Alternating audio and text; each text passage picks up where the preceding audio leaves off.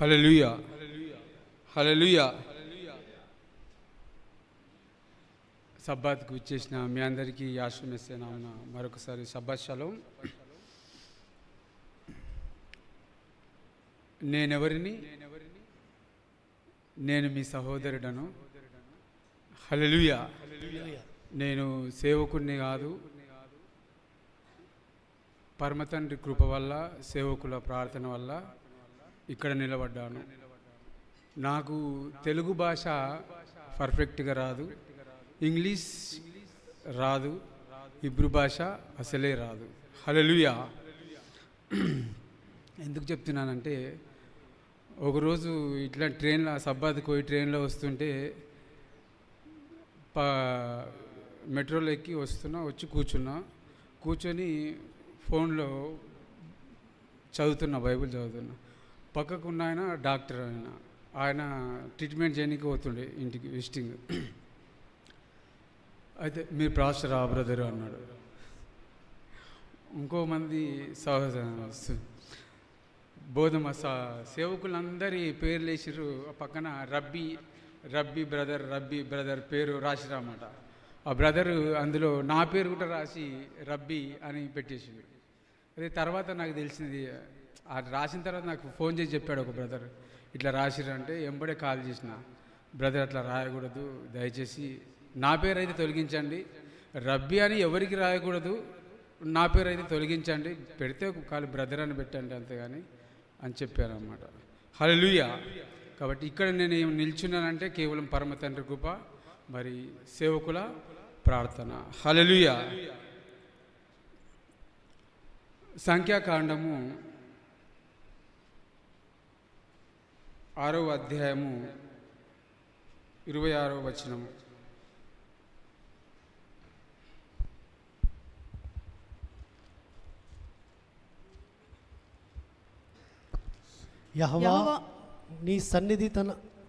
యెహోవా నీ మీద తన సన్నిధి కాంతి ఉదయింపచేసి నీకు సమాధానం కలగచేయునుగాక.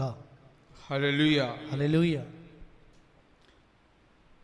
మరి మన పెద్దలైనటువంటి వాసన్న ప్రార్థనతో మనం వాక్య భాగంలోకి వెళ్దాం.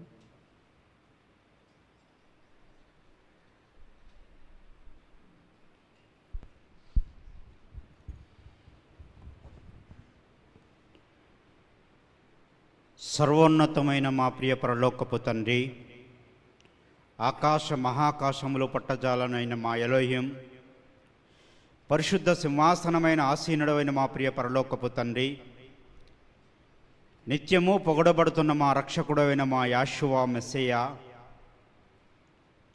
మీ పరిశుద్ధమైన అత్యున్నతమైన మీ స్థానమును బట్టి, మీ ప్రేమను బట్టి, మీ పరిశుద్ధమైన నామమును బట్టి, మీ పరిశుద్ధ రక్తమును బట్టి మీకు కృతజ్ఞతాస్తుతులు చెల్లించుకుంటున్నాము నాయన. అల్పులమైన మమ్మలను తండ్రి, బొమ్మలు మొక్కుకున్నటువంటి మమ్మలను, ఆయా ప్రాంతాల్లో జీవిస్తున్నటువంటి మమ్మలను మీ పరిశుద్ధమైన స్థలములో తండ్రి మీరు ఏర్పాటు చేసుకొని, ఇటు స్థలములోకి తండ్రి మమ్మల్ని అందరినీ సమకూర్చి మీ పరిశుద్ధమైన వాక్యము చేత మమ్మల్ని అయ్యా మీరు నడిపిస్తూ, అయ్యా దుర్గంధపూరితమైనటువంటి మా జీవితాలను అయ్యా మీ కృపలో తండ్రి మీరు జ్ఞాపకము చేసుకొని, మీ పరిశుద్ధమైన కౌగిట్లో తండ్రి మీరు మమ్మల్ని భద్రపరిచి, మీరు మాట్లాడుతూ నాయన, మీరు దర్శిస్తూ నాయన, మీ బిడ్డలను నిలబెట్టుకొని తండ్రి మీ అమూల్యమైనటువంటి సందేశము చేత అల్పులమైన తండ్రి మమ్మల్ని మీరు ప్రేమించి, మా యొక్క పాపములను క్షమించి, మా అపరాధములను మన్నించి, మా దోషములన్నింటినీ తీసివేసి శుద్ధ హృదయము కలగజేయడానికి నాయన ప్రతి విశ్రాంతి దినమున మీరు ఈ రీతిగా తండ్రి మీరు కలిగి ఉన్న మీ ప్రేమను బట్టి మీకు స్తోత్రం చెల్లించుకుంటున్నాం. ఇదిగో తండ్రి ఈ సమయమున మీ దాసుడు, మీ ప్రియకుమారుడైన అశోక్ తమ్ముని మీరు నిలబెట్టుకొని, మీ పరిశుద్ధాత్మ చేత మీరు జ్ఞాపకం చేసుకొని, మీ సన్నిధి తోడుగా ఉంచి, మీ జ్ఞాన వివేచనలు దయచేసి నాయన, అయ్యా ఏది మాట్లాడుతున్నాడో నాయన, దానిని ఏమి వినుచున్నామో, ఏమి గ్రహిస్తున్నామో, ఏ విధంగా తండ్రి మా జీవితాలను సరిచేసుకుంటున్నామో, మాలో ఉన్నటువంటి మాలిన్యాన్ని ఏ విధంగా మేము తుడిచివేసుకుంటున్నామో అయ్యా మీరు పరీక్షిస్తున్నారు నాయన, పరిశీలిస్తున్నారు నా తండ్రి, మమ్మల్ని పరిశోధిస్తున్నారు నాయన, మీకు స్తోత్రం చెల్లించుకుంటున్నాం. కూడి ఉన్న స్థలములో తండ్రి అయ్యా మీ అగ్ని ప్రాకారంలో మేము కూర్చున్నామని గజ గజ వణుకుతో మీ పాదాల చెంతనైనా మిమ్మల్ని స్తుతించి మిమ్మల్ని ఆరాధించి మీ పరిశుద్ధాత్మ కౌగిట్లో మమ్ము మేము సరిచేసుకొని మమ్ము మేము తండ్రి ప్రాయశ్చిత్తపడి మీ పస్కా పండుగలో అయా మీ రక్తము సేవించి అయా మీ శరీరమును భుజించేటువంటి గొప్ప భాగ్యము అది పరిశుద్ధముగా అయా మమ్మల్ని మేము సరిచేసుకునేటువంటి మీ కృప మీ కాపుదల మీ సహాయము దయచేయమని మరొకసారి తండ్రి అశోక్ తమ్ముని మీ పరిశుద్ధమైన హస్తములకు అప్పగించుకుంటూ మా రక్షకుడు విమోచకుడు నజరేయుడైన యెషువా మెస్సియ నామములో స్తుతించి వేడుకుంటున్నాను పరమ తండ్రి. ఆమేన్. హల్లెలూయా.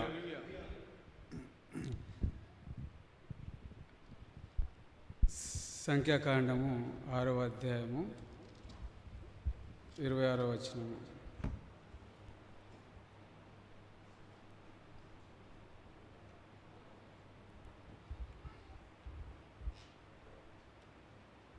యెహోవా నీ మీద తన సన్నిధి కాంతి ఉదయింపజేసి నీకు సమాధానము కలుగజేయునుగాక. అట్లు వారు ఇశ్రాయేలు మీద నా నామమును ఉచ్చరించుట వలన నేను వారిని ఆశీర్వదింతును. హల్లెలూయా. తన సన్నిధి కాంతి ఉదయింపజేసి నీకు సమాధానము కలుగజేయును గాక. అంటే యాజకులు ఆశీర్వదించడం కానీ ప్రజలందరూ అంటే ప్రజలందరికీ ఏం కావాలంట? సమాధానము కావాలి. అందుకే సమాధానము కలగజేయను. ఆయన నామం ఉచ్చరించడం వల్ల ఎవరికి సమాధానం కలుగుతుంది? ఎవరినైతే ఆయన దీవిస్తాడో, ఎవరినైతే ఆయన ఆశీర్వదిస్తాడో, ఎవరినైతే బ్లెస్ చేస్తాడో వారికి ఏం కలుగుతుంది? సమాధానము కలుగుతుంది. అదే సమాధానమును మనం ఏమంటాము? ఇబ్రిలో వచ్చేసరికి షలోమ్ అంటాము. హల్లెలూయా. అలాగే మనకు న్యాయాధిపతుల్లో కూడా చూస్తే గిద్యోను గారు ఒక దూత వస్తుంది ఆయన దగ్గరికి. ఒకసారి చదవండి. న్యాయాధిపతులు 6వ అధ్యాయము 24వ వచనం. అక్కడ గిద్యోను యెహోవా నామమున బలిపీఠమును కట్టి దానికి యెహోవా సమాధానకర్తయను పేరు పెట్టెను. చాలా అమ్మ. అయితే అక్కడ దూతను చూసిండు. దూతను చూసిన తర్వాత ఆ దూత అనుకున్నాడు ఫస్ట్. తర్వాత ఏమనుకున్నా అంటే ఇది పరమ తండ్రి యెహోవా. దానికి అక్కడ ఒక బలిపీఠం కట్టి ఏం చేసి అంటే యెహోవా షలోమ్ అని అక్కడ ఆ పేరు పెట్టిండు అనమాట. ఆయన కనుగొన్నాడు, దూత అనుకున్నాడు. కానీ ఈయన సమాధానకర్త అయి ఉన్నాడు. ఈయన ఎవరు? సమాధానకర్త అయి ఉన్నాడని ఆయన గ్రహించిన అనమాట. ఇప్పుడు మనం లోకంలో యాషమెస్సాన్ని చూస్తే ఏమనుకుంటాం? అందరూ అడుగుతాడు ఆయన. శిష్యులను అడుగుతాడు, అరే నా గురించి అందరూ ఏమనుకుంటున్నారు అని అడుగుతాడు. అన్నప్పుడు కొందరు ప్రవక్త అనుకుంటున్నారు, కొందరు మంచి నీతిమంతుడు అనుకుంటున్నారు, కొందరు ఏలియా ఆత్మ అనుకుంటారు. అంటే రకరకాలుగా అనుకుంటున్నారు. మనం ఇప్పుడు కూడా అదే విధంగా ఉంది. కొందరు ఆయన మనిషి, ఒక నీతిమంతుడు, మంచోడు, లేదంటే ఆయన ప్రవక్తలలో గొప్ప ప్రవక్త, ఇలా రకరకాలుగా అనుకుంటున్నారు. కానీ ఆయన కూడా ఏమై ఉన్నాడంటే సమాధానకర్త అయి ఉన్నాడు. ఆ సమాధాన ఇక్కడ ఉన్న గిద్యోను చూసిన ఆ సమాధానకర్తనే ఆయన. అందుకే మా షలోమ్ అని మనము దాన్ని చెప్పుకుంటాం కదా. మనము ఆ షలోమ్లో ఇబ్రు పదాలు షిన్ చెప్పాలి, లామెద్, నూన్, మెమ్ 4 అక్షరాలు వస్తాయి. 4 నూన్ అనేది సైలెంట్ వర్డ్. అది మెయిన్ అంటే 3 అన్నమాట. షిన్, లామెద్, మెమ్. అంటే షిన్ అంటే ఎవ్రీ పదాలు కానీ ఎవ్రీ అక్షరాలకు కానీ నానా అర్థాలు, ఎక్కువ అర్థాలు, మీనింగ్స్ వస్తాయి అన్నమాట. ఇప్పుడు బెత్ తీసుకున్నామనుకో, బెన్ అంటే కుమారుడు, బెత్ అంటే ఇల్లు, అలా అన్నమాట. అలాగే షిన్ను మనం తీసుకుంటే జ్ఞానదంతము అనేది వస్తుంది, సాల్వేషను అని వస్తుంది అన్నమాట. అంటే లామెద్ తీసుకుంటే స్టడీ, లెర్న్ అంటే ధ్యానించుట, బోధించుట. మెమ్ అంటే మైమ్ అంటే నీరు వస్తుంది, లేకుంటే మెషక్ వస్తుంది అన్నమాట. అంటే షా లోమ్. షా అంటే రక్షణ. మనము దానికి క్లారిటీ కావాలంటే మనకు ఆధారం అంటే ఇప్పుడు ఎలీషా ఉన్నాడు. ఎలీషా అంటే అర్థం ఏంటిది? ఎలోహిమే నా రక్షకుడు, నా ఎలోహిం నా రక్షణ. అదే ఏలియా చూస్తే యెహోవాయే ఎలోహిం, లేదా అంటే షా అంటే రక్షకుడు, లోమ్ అనగా బోధకుడు, అలాగే మెమ్ అనగా మెషక్. అంటే ఈ రక్షకుడైన మెషక్, షలోంలో ఉన్న అర్థం ఏంటంటే రక్షకుడైన మెస్సయా, షలోంలోనే ఉన్నదన్నమాట. అంటే ఈ షలోము మనం అనుకుంటాం ఖాళీ షలోమే చెప్పుకుంటాం, లేదా ఈరోజు సబ్బా షలోం అని మొదటిగా నువ్వు ఎవరికి చెప్పావు ఈరోజు? బ్రదర్ ఏదిద్య జనార్దనకి చెప్పిన హల్లెలూయా. అంటే ఒక్కొక్కరము ఒకరికి చెప్తుంటాం, లేదా షలోం అని. ఒక్కొక్కరము ఒకరికి చెప్తుంటాం షలోం అని. మనం షలోం ఎందుకు చెప్తున్నాము కూడా కొందరు తెలియక చెప్తుంటారు. అంటే మనకు తెలుసు, కొందరికి తెలియక, కొందరేమో ఖాళీ సమాధానమే అనుకుంటారు. నిజమే, షలోం అంటే సమాధానమే. షలోంలో కూడా రక్షకుడైన మెస్సయ్య అనే అర్థము కలిగి ఉన్నది. హల్లెలూయా. అందుకే యాజకులందరూ కూడా ఏమని దీవిస్తున్నారంటే మీరు సమాధానము కలిగి ఉండాలి. మీరు ఏం కలిగి ఉండాలి? సమాధానము కలిగి ఉండాలి. ఆ సమాధాన కర్తను మీరు కలిగి ఉండాలి. అందుకే యాశ్వ మెస్సయ్య ఒకటి ఏమంటారంటే యోహాను సువార్త 14వ అధ్యాయము 27వ వచనంలో ఒకసారి చూడండి.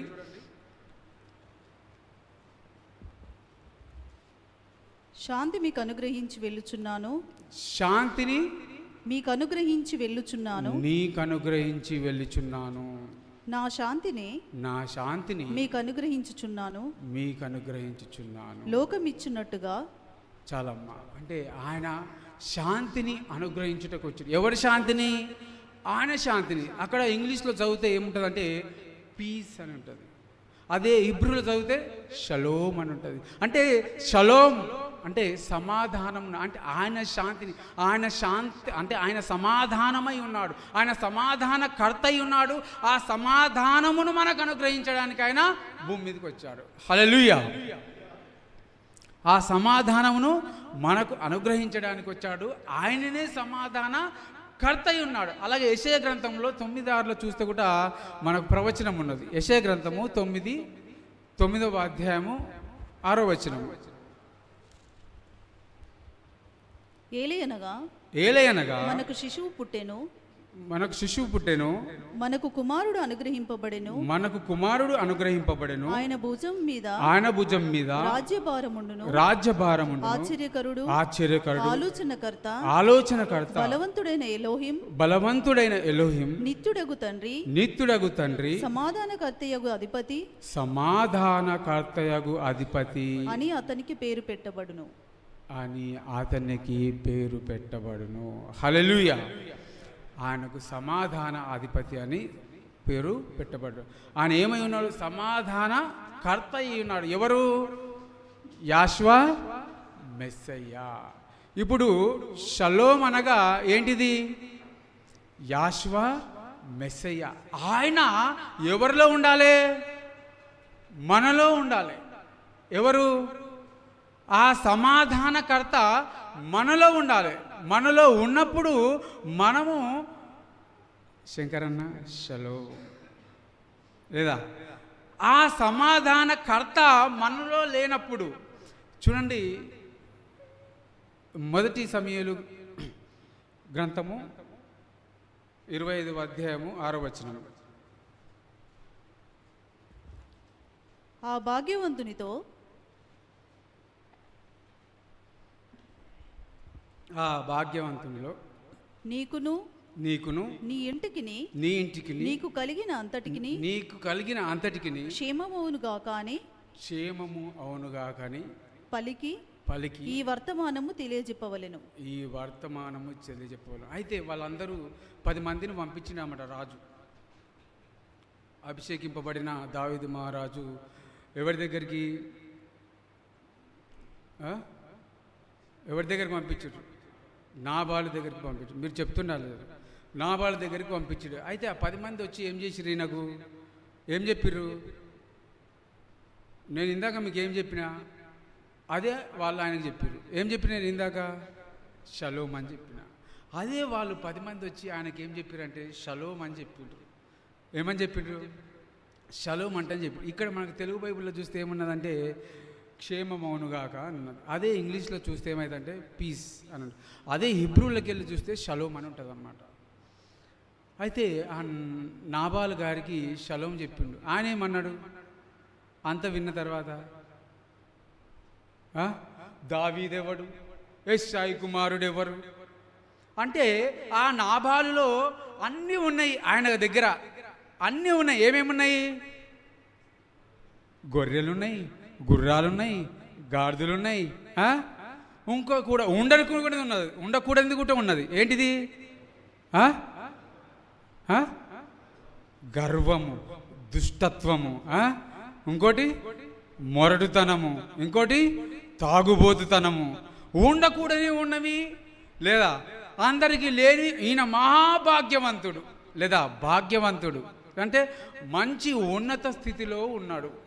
కానీ అస్సలు ఉండాల్సింది ఈయన దగ్గర లేదు. అసలు ఉండాల్సింది అన్నీ ఉన్నాయి కానీ ఏదైతే ఉండాలనో అది లేదు. ఇక ఉండాల్సింది లేనప్పుడు లేనివి ఎన్ని ఉన్నా ఏం ప్రయోజనము, ఏమీ ప్రయోజనము లేనే లేదు. కానీ ఆయనకు ఒక భార్య ఉంది, హల్లెలూయా, ఉన్నదా లేదా? ఆమె మంచి అందమైన స్త్రీ, సుబుద్ధి కలిగిన స్త్రీ లేదా అందమున్నది, మంచి బుద్ధి ఉన్నది, మంచి జ్ఞానం ఉన్నది. ఆమె తోరా యందు భయభక్తులు కలిగి ఉన్నది. ఆమెకు చరిత్ర తెలుసు. ఏం తెలుసు, దావీదు ఎవరో ఆమెకు తెలుసు. దావీదు ఒక వరుసల రాయితోని ఎలాగూ శత్రువును జయించినాడో ఆమెకు తెలుసు. కానీ ఆమె భర్త అయిన నాబాలుకు మాత్రము అవన్నీ తెలియదు. ఆయనకు తోరా తెలియదు, తోరా ప్రకారము జీవించడము తెలియదు. షాలోమ్ అని చెప్పడం కూడా ఆయనకు తెలియదు.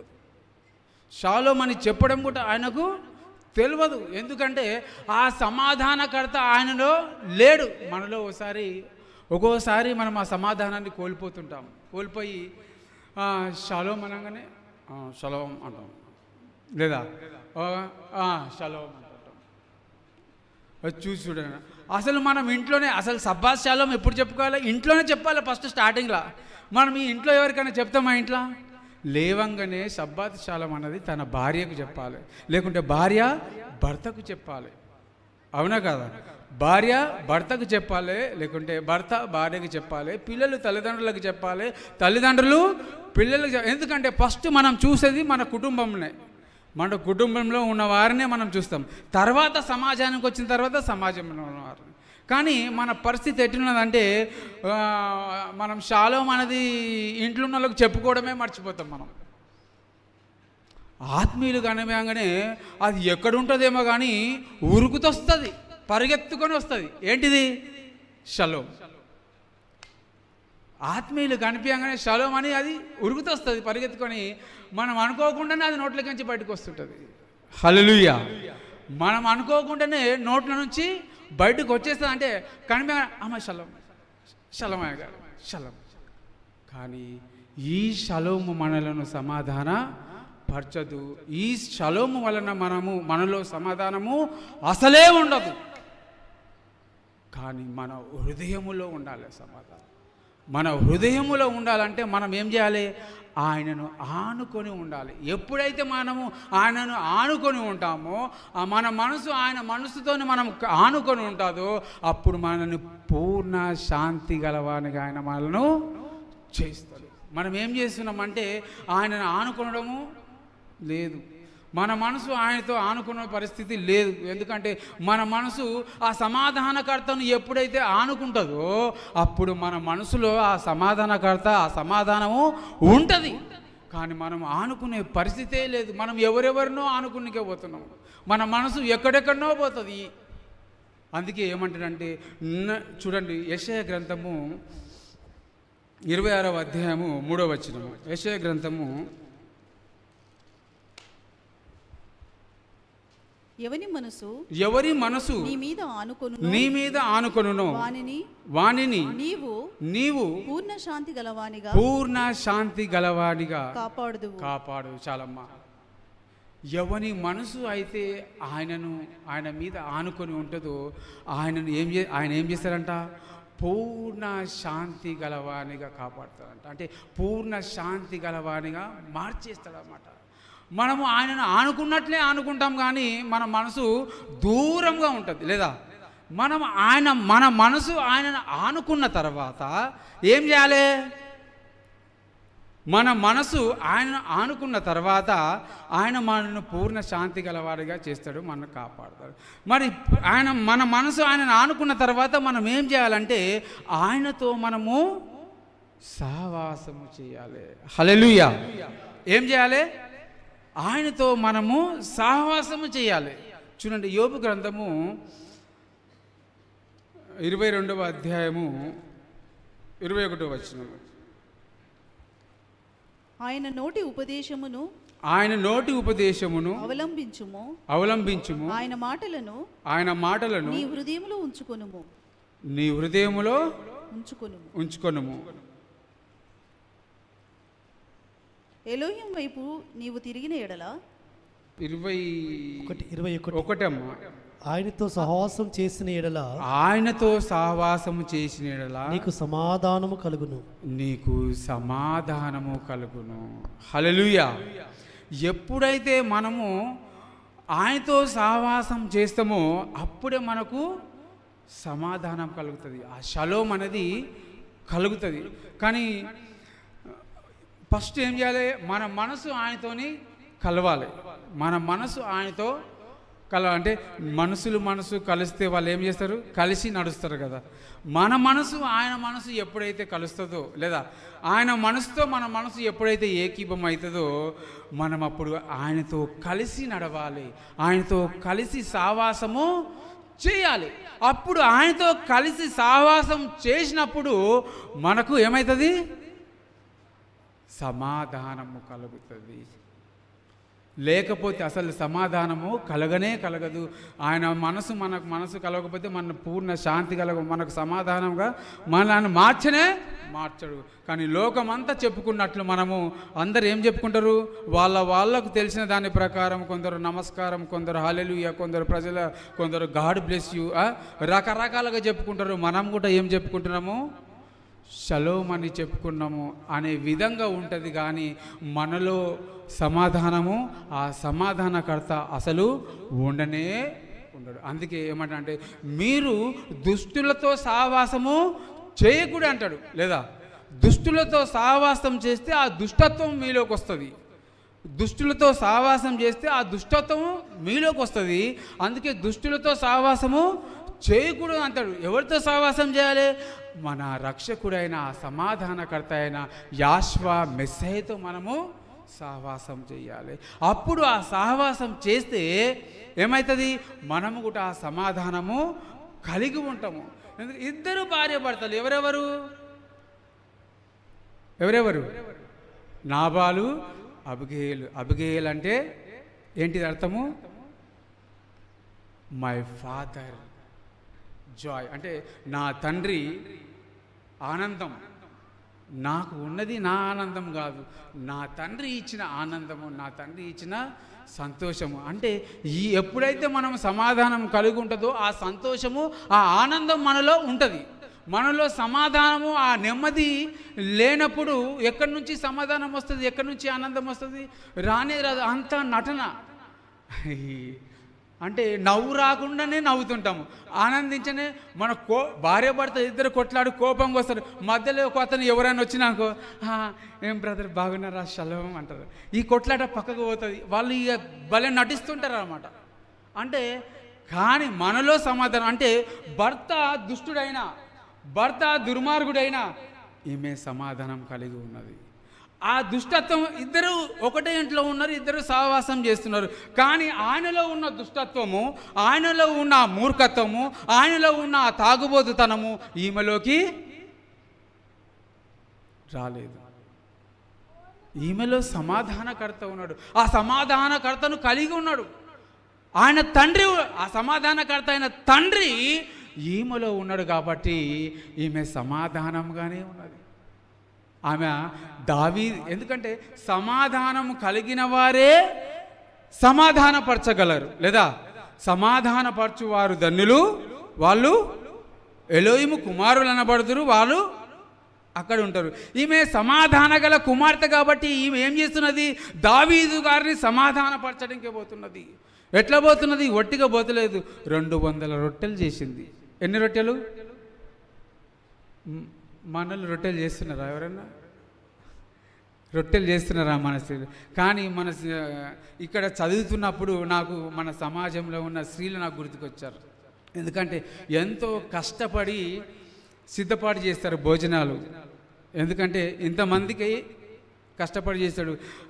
అబగేల అమ్మలు కనిపించారు నాకు, సిస్టర్స్ అమ్మలు కనిపించారు. ఎందుకంటే 200 రొట్టెలు చేసి 5 మేకపోతులు, 5 గొర్రెల మాంసము అంటే ఒక గొర్రె కాదు, ఎన్ని 5 గొర్రెలు. ఎందుకంటే రాజుగారిని సమాధానపరచడానికి వెళ్తుంది ఈమె. సమాధానం కలిగి రాజుగారిని సమాధానపరచడానికి వెళుతున్నదంటే ఈమెలో సమాధానం ఉన్నదా లేదా? సమాధానం ఉంటేనే ఇతరులను మనము సమాధానపరచగలుగుతాము. కానీ ఆ నాబాలుతో సహవాసం చేస్తుంది, ఆ నాబాలుతో నడుస్తున్నది, ఒకే ఇంట్లో ఉంటున్నది. కానీ ఆయనలో ఉన్న గుణలక్షణాలు ఈమెలోకి మాత్రము రానేలేదు. మళ్ళా ఈమె ఆయనను మార్చడానికే ప్రయత్నం చేస్తున్నది. ఎవరిని? తన భర్తను మార్చడానికి, తన భర్తను కాపాడడానికి. లేదా రాజుగారు చంపేస్తాడని సమాధానము మీ హృదయములో ఉండనియాలి, అది ఏలనియాలి. మిమ్మల్ని ఎవరు ఏలాలంటే ఆ సమాధానం మిమ్మల్ని ఏలాలి. మీరు ఆ సమాధాన పరిపాలనలో మీరు ఉండాలి. మీరు లోకంను చూసి లోకపు రాజ్యంలో, అంటే ద్వేషమైన రాజ్యంలో, దుష్టమైన రాజ్యంలో మీరు లేరు. మీరు సమాధానమైన రాజ్యంలో ఉన్నారు. ఆ సమాధానం మిమ్మల్ని ఏలాలి. ఆ సమాధాన పరిపాలనలో మీరు ఉండాలి. అంటే మనము ఆ పరిపాలనలో ఉన్నామనే సంగతి మనము మర్చిపోకూడదు. ఎందుకంటే మనము ఆ సమాధానకర్తను మనము కలిగి ఉన్నాం కాబట్టి ఆ సమాధానం మన హృదయంలో ఉండి అది ఆ సమాధానం మనను ఏలాలి, ఆ సమాధానం మనల్ని నడిపించాలి. కానీ ఈ లోక సంబంధమైన దుష్టత్వం మనల్ని నడిపించకూడదు. దుష్ట ఆలోచనలు మనము కలిగి ఉండదు. మనలో అసూయ ఉండకూడదు. ఎందుకంటే సమాధానం ఉంటేనే ఇవన్నీ వెళ్ళిపోతాయి అన్నమాట. సమాధానము లేదనుకో ఇవన్నీ వస్తాయి. దుష్టత్వము, అసూయ, గర్వము, మూర్ఖత్వము ఇవన్నీ మనలోకి వచ్చినప్పుడు మనం కట్టుకున్న గురాన్ని కూల్పేస్తుంది. మనం కట్టుకున్న గృహాన్ని ఏం చేస్తుంది? కూల్పేస్తుంది.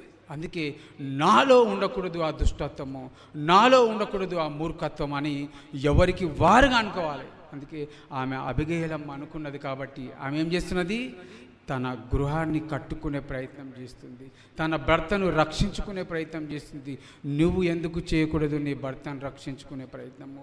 నువ్వెందుకు చేయకూడదు మీ అత్తను రక్షించుకునే ప్రయత్నము? నువ్వెందుకు చేయకూడదు నీ తోబుట్టువులను రక్షించుకునే ప్రయత్నము? నువ్వు నిజంగా సమాధానకర్తను కలిగి ఉన్నావా? నువ్వు నిజంగా ఆ సమాధానకర్తను కలిగి ఉన్నావా? ఆమె సమాధానకర్తను కలిగి ఉన్నది కాబట్టి ఆ నెమ్మది లేని సమయంలో కూడా, లేదా తన భర్త మీదకి వస్తున్నా అంటే ఆ నెమ్మది లేని సమయంలో కూడా ఏం చేసింది? ఆమె సమాధానమును కోల్పోలేదు. అందుకే భక్తుడు అన్నాడు, నెమ్మది లేని వేళలో నీ శాంతిని నాకిచ్చితివే, నెమ్మది లేని వేళలో నీ శాంతిని నాకిచ్చితివే, సమాధానమిచ్చి సమకూర్చినావే, సమాధానమిచ్చి సమకూర్చినావే, నడిచేదా, నీ రాజ్యములో చేరేదా, నీ మార్గములో నడిచేదా, నీ రాజ్యములో చేరేదా. యెహోవా షాలోమ్, యెహోవా షాలోమ్, యెహోవా షాలోమ్, యెహోవా షాలోమ్. హల్లెలూయా. కాబట్టి మన మనసు ఎప్పుడైతే ఆయన ఆనుకొని ఉంటుందో, మనం ఎప్పుడైతే ఆయనతో సహవాసం చేస్తామో, మనకు నెమ్మది లేని వేళలో కూడా శాంతిని దయచేవాడు ఆయన, సమాధానము దయచేవాడు ఆయన. కాబట్టి మనము ఆయనతో సహవాసం చేసేవారిగా మనం ఉండాలి. మన మనసు ఆయనతో కలిసేదిగా ఉండాలి. ఎప్పుడైతే మన మనసు ఆయన ఆనుకొని ఉన్నదో, మనం ఖచ్చితంగా ఆయనతో సహవాసం చేసేవారిగా ఉంటాము. మన మనసు ఆయన ఆనుకొని లేకుండా ఈ లోక సంబంధ వారిని ఆనుకొని ఉంటే, ఈ లోకంలో ఉన్న ఆ దుష్టి ఆలోచనలు మన మనసు దానిపైన ఉంటే మనకు దూరం ఉంటుంది. మనం ఆయన మనసుతో మన మనసు కలవది, ఆయనతో మనము సహవాసము చేయలేము. మనము ఆయనతో సహవాసము చేయలేము. కానీ మనలో నుండి మాత్రము ఊత పదములాగా వస్తుంది. అదేంటిది? షలోం. ఊత పదములాగా మనలో నుండి షలోం రాకూడదు. నిజంగా మనలో సమాధానం ఉండాలి. ఆ సమాధానకర్త మనలో ఉండాలి. ఎప్పుడైతే సమాధానకర్త మనలో ఉంటాడో, నీ ఇంట్లో నెమ్మది లేని సమయంలో కూడా శాంతి కలుగుతుంది. హల్లెలూయా. నెమ్మది లేని సమయంలో కూడా సమాధానం కలుగుతుంది. ఎప్పుడైతే ఆ సమాధానం నువ్వు కలిగి ఉంటావో, నీకు ఏ రోగము రానే రాదు. హల్లెలూయా. ఎందుకంటే ఆ సమాధానకర్తను నువ్వు కలిగి ఉన్నావు కాబట్టి, ఒకవేళ రోగం వచ్చినా కానీ నువ్వు ఆ సమాధానకర్తను నువ్వు కోల్పోవు. ఆ సమాధానము నీలో నుండి వెడలిపోదు. ఎందుకంటే నువ్వు ఆ సమాధానకర్తను కలిగి ఉన్నావు. నీ మనసు ఆయన మీద ఆనుకొని ఉన్నది. నువ్వు ఆయనతో సహవాసం చేస్తున్నావు కాబట్టి నువ్వు నెమ్మది కలిగి జీవిస్తావు. ఎందుకంటే చూడండి, వారు అలాగూ జీవిస్తారు. ఎవరు? రోమిలోకి రాసిన పత్రిక 3వ అధ్యాయము 15వ వచనము.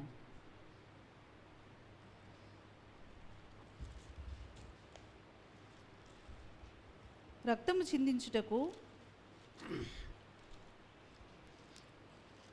రోమిలోకి రాసిన పత్రిక 3వ అధ్యాయము 17వ వచనము. శాంతి మార్గము వారెరుగరు. చాలు. శాంతి మార్గము వారు ఎరుగురు. అంటే సమాధానపు మార్గము, ఆ సమాధానకర్త మార్గము వారు ఎరుగరు. ఎందుకంటే వారు ఆ సమాధానకర్తను కలిగి ఉండలేరు. ఆ సమాధానకర్తతో వాళ్ళు సహవాసము చేస్తలేరు. వాళ్ళు చేస్తున్నామని అనుకుంటున్నారు కానీ వాళ్ళు చేస్తలేరు. కాబట్టి ఆ శాంతి మార్గమును, ఆ సమాధాన మార్గమును వారు ఎరుగరు. అందుకే వారి ఇళ్ళల్లో ఏంటిది? సమాధానం లేదు. వాళ్ళ ఇంట్లో నెమ్మది లేదు. వాళ్ళలో నెమ్మది లేదు. నీలో నెమ్మది లేదంటే నువ్వు సమాధానకర్తను ఎరిగి ఉండలేదని అర్థము. నీలో నెమ్మది లేదు అంటే నువ్వు ఆ సమాధానకర్తను తెలుసుకున్నాను అనుకుంటున్నావుగా కానీ నువ్వు ఇంకా ఆయనకు దూరంగా ఉన్నావు. తెలుసుకోలేదు. నువ్వు ధ్యానించాలి, స్టడీ చేయాలి. షలోమ్ అంటే స్టడీ చేయాలి, ధ్యానించాలి. ఆ సమాధానకర్త గురించి తెలుసుకోవాలి.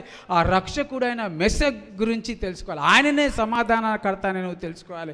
నువ్వు ఆయన నమ్మకుండా, ఆయనను విశ్వసించకుండా నువ్వు ఏమీ చేయలేవు. నీలోనికి సమాధానము రానే రాదు. నువ్వు రక్షింపబడినావు అనుకుంటున్నావు కానీ నిజంగా నువ్వు ఆయనతో సహవాసం చేస్తావు. ఇంకా నీలో నెమ్మది లేదంటే, ఇంకా నువ్వు అశాంతికి గురి అవుతున్నావంటే నువ్వు ఆయనతో సహవాసం చేస్తలేవు. చేస్తున్నట్లు నువ్వు నటిస్తున్నావు. నువ్వు ఆయనతో సహవాసం చేసినట్లయితే నువ్వు ఆయన సన్నిధిలో ఖచ్చితంగా కనిపిస్తావు. తప్పకుండా కనిపిస్తావు. ఎందుకంటే సమాధానకర్త కంటే ముఖ్యమైనది లోకంలో మరి ఏది లేదు, ఏది లేనే లేదు. కాబట్టి మనము ఆ సమాధానకర్తను మనము కలిగి ఉన్నాము. అందరి వాళ్ళకు పాపం తెలియదు, వాళ్ళకు తెలియదు ఆ సమాధానకర్త, ఆ సమాధాన శాంతికరమైన మార్గం తెలియదు, ఆ సమాధానకర్త యొక్క మార్గము వాళ్ళకు తెలియదు. కాబట్టి వాళ్ళు ఆ మార్గంలో నడుస్తారు. నువ్వు వాళ్ళు వెళ్తున్న మార్గంను చూసి నువ్వు కూడా నేర్చుకో. ఎందుకంటే వాళ్ళు ఎరగక చేస్తున్నారు. అందుకే తండ్రి మన రక్షకుడైన యేసు అయ్యా వీళ్ళు ఎరగక చేస్తున్నారు, వీరిని క్షమించు అంటున్నాడు. మన కోసం, నీ కోసం, నా కోసం, మనందరి కోసం సమాధాన బలిగా ఆయన అర్పించబడ్డాడు. ఎందుకంటే నీవు నేను మనమందరము సమాధానము కలిగి ఉండాలి. ఆ సమాధాన కర్తను మనము కలిగి ఉండాలి. అప్పుడే నిజమైన మనము సమాధానము కలిగి ఉన్నట్లు. కానీ పెదవులతో షలోం షలోం ఏమి ఉపయోగము లేదు. ఆ షలోము వల్ల ఏమి ఉపయోగం లేదు. ఆ నిజమైన షలోం, ఆ సమాధాన కర్త మనలో ఉండాలి. మరి మనలో ఉన్నాడా? లేకపోతే మనల్ని మనం పరిశీలన చేసుకుందాం. చివరికి ఒక వచనం 2వ తెస్సలోనికయులకు రాసిన పత్రిక 3వ అధ్యాయము 10వ వచనం.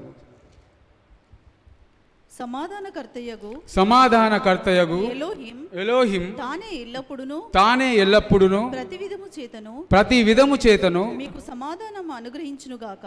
నీకు సమాధానమును అనుగ్రహించునుగాక. ఆ సమాధానకర్తయగు యాషువ మెస్సయ్య ఆయనే ఎల్లప్పుడును ప్రతి విధము చేతను మీకు మనకు అంటే ఆ సమాధానమును అనుగ్రహించునుగాక. ఆయన అనుగ్రహించుతున్నాడు. ఆయన అనుగ్రహించనికేనే వచ్చిండు.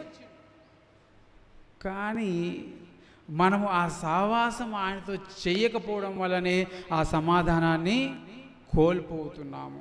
మన మనసు ఆయన మీద ఆనుకున్న లేకపోవడం వల్లనే మనము ఆ సమాధానాన్ని కోల్పోతున్నాము. కాబట్టి ఇక నుంచైనా మన మనసు ఆయనతో ఆనుకొని, ఇక నుంచైనా ఆయనతో సహవాసం చేసి ఆ సమాధానమును మనం పొందుకొని మనం ప్రయాణం చేద్దాం ఆ పస్కలోకి. హల్లెలూయా. ఆ సమాధానకర్తను కలిగి ఉండి, ఆ సమాధానమును కలిగి ఉండి ఆ పస్కా భోజనంలో మనం చేయి వేద్దాం. ఎందుకంటే నీకు సమాధానం లేకుండా ఆ పస్కను భుజిస్తే ఏమవుతుంది? రోగాల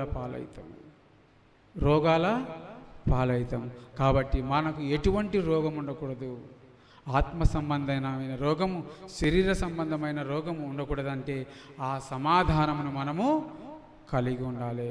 కాబట్టి ఆ యాషువ మెస్సయ్య నీకును నాకును మనందరికీ ఆ సమాధానమును అనుగ్రహించునుగాక.